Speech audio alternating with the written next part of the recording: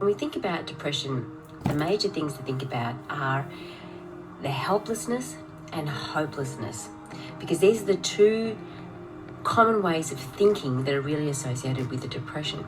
So why is it important to think about these two things? Because if you can catch yourself before you get to this stage, before you get to the stage where you think that there's no hope or that you are helpless, then you can catch yourself in a sad moment and then do things that you can productively do to get yourself out of that mood state, rather than waiting till you are actually in a depression.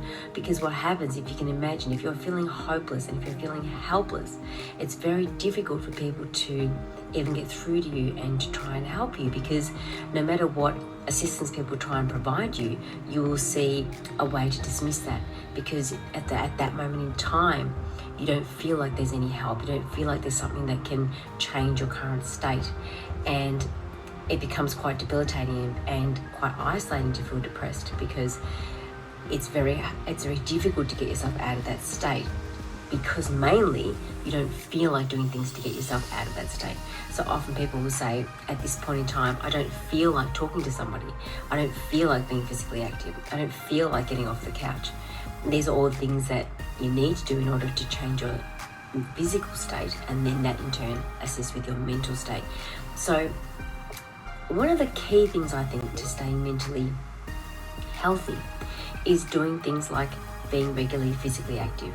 So I think what's interesting about physical activity is I think that, and so I should say healthy eating as well, is I think people associate it a lot with weight loss and with keeping fit. And I think that one of the best things that we could do is change the perception of being healthy to being healthy for our mental state. So if you are generally physically active and if you are generally eating healthier foods, it's not to say you'll never get sad or you'll never feel anxious or you'll never feel stressed. However, you now have a buffer, if you like, because this physical activity increases your feel-good hormones, plus it increases your general mood state. So it has a way of protecting you from getting really depressed.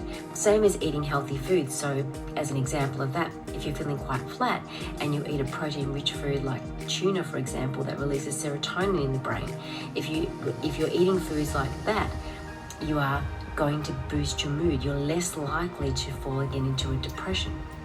And the same goes for physical activity. So if you're feeling flat and you go for a walk, if you're feeling flat and you go for a run, you're going to feel better when you get back.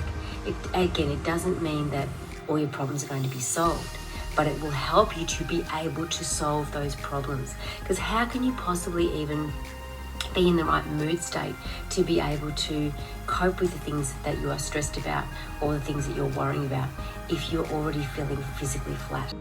So if you are experiencing postpartum depression, these are some of the things you can do to get you to feel better and reduce that negative experience. So it's a treatment that's free. It's a treatment that you can start today simply by reducing expectations or thinking about expectations and analyzing your expectations. You can reduce the stress that you're experiencing by taking control, asking yourself what you can take control of, and you can then also get out there and start being physically active and eating healthy foods. So I hope this has helped. If you are feeling depressed, if you know someone else that's feeling depressed, send off this video to them, send the link over to them, and hopefully it'll be able to help them to get out of their depression as well. And if not, if you need additional support, log on to Help for Mums website at www.helpformums.com. So I hope you have a great day, and I look forward to speaking to you very soon.